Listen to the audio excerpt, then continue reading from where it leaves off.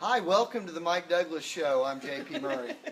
Oh, we're live. And I'm Vanna White. Yeah, we're live today here in the Moery Company headquarters. Hey, folks, wanted to talk to you a little bit about a really, I think, a fantastic strategic planning meeting that we had yesterday. Yeah. That we facilitated.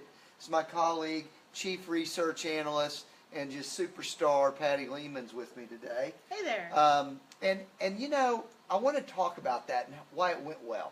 Okay, so I come from the perspective of the association exec that used to go into these strategic planning sessions when they would put out Play-Doh, straws to build pyramids, icebreakers, falling backwards and catching people bullshit that I hate.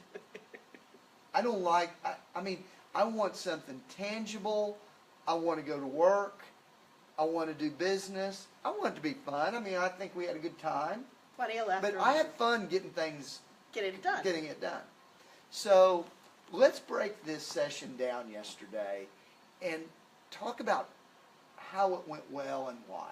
Okay. So I think it started from the beginning in the planning of it. Definitely. Tell the folks here a little bit about what they learned, because we all have to go through this, right? Right. Eventually, somebody's going to say, hey, we need to have a strategic planning session or whatever it is. So, yeah, let's kind of tee it up for them. I think there were two things that happened right away.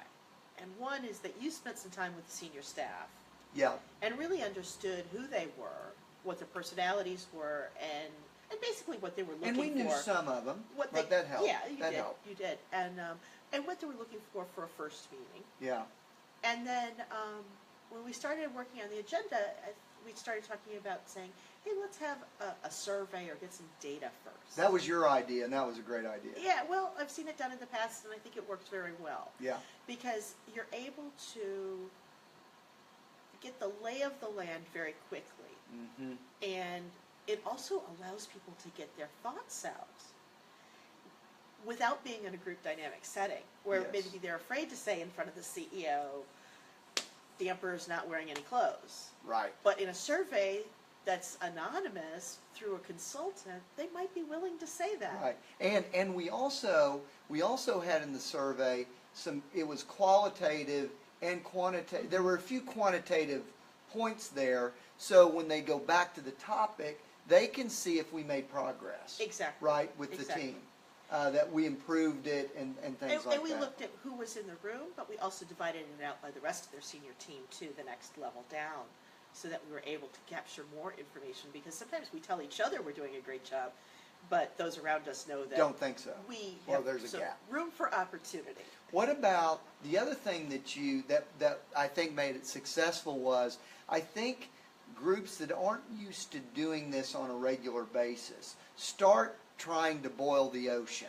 Yes. Right? Yes. So we started and they are not, this association does not do this kind of thing on a regular basis for a number of reasons, but we focused on this. So talk about the benefit of doing that kind of work. Well, I liken it to trying to solve world peace, or maybe come up with a new Affordable Care Act in your first 100 days. Oh, yeah. It's not real easy to do. Right.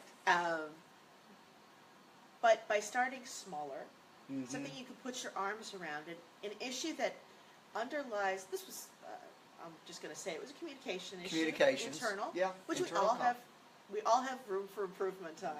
Everybody could do that one. Exactly. Yes. And so by getting that in line, now they're getting their senior team agendas in line, which is going to help them work together, which will help them put into place some of the other areas that they need to work on. Because, Right. We're never going to solve every problem in an industry. That's what why we've all got jobs. And then, so we started with pre-interviews, and by the way, this all happened within 2 weeks. Yeah. I mean, this was compressed. It was the fastest I've ever gone. Yeah, but it was great. Pre-interviews, survey and a little bit of research with the team, give them the chance. See, that fast-tracked us, so when we go into the planning session, the first thing we do is kind of cover what we learned in the data. Right. So you don't start by saying, hey, how do you think we can improve communications and get down that rabbit hole for half a morning because we already had the data to set up the context. And then you can go into the exercises of breaking into big, small groups to address the issues, come up with best practices, and some real tangible solutions about how to improve, in this case, internal communications. Absolutely. That was the first step. Break for lunch, come back. All the teams reported out what they learned, and then we went through and built consensus around here are the 5 things that we're going to do specifically to improve comm. Now that included planning, but it also included some process, some standard operating procedures. Right. So then at the end of the day, we have a document that the group actually has that's actionable. Exactly. They had their plan written. No Play-Doh, no stickers, no straws. I could have gone for some chocolate in the afternoon, though. Yeah, that's true. I'm all into that fun stuff. But here's the point I want to make to some of these execs here, and that is you can do this kind of stuff and get some really good results out of that methodology. Definitely. And I think you can tackle, when you've got a good team like this team, fantastic, you can tackle a lot of issues. So they can get to world peace. They This can group put could. some, they could, probably wrong analogy, but you could put some lead on the world peace target. Yes. Tell us what else you're kind of working on right now, Patty. That folks might Doing be some interested fun in. stuff. Yeah. I've got one trade association right now that is looking at how they are structuring their staff, and we're looking at restructuring to make sure that they're aligning their staff resources with their new strategic plan. Oh, yeah. So that they don't have too many people in one area not aligned with the desires of the board. And how do we find some resources to add to the advocacy side, which the board would like them to do a little more on. So that's kind of cool. So oftentimes you see the budget start getting tweaked, but maybe the people don't get moved into those areas. Exactly. And they have a wonderful opportunity with a couple of older employees who are retiring.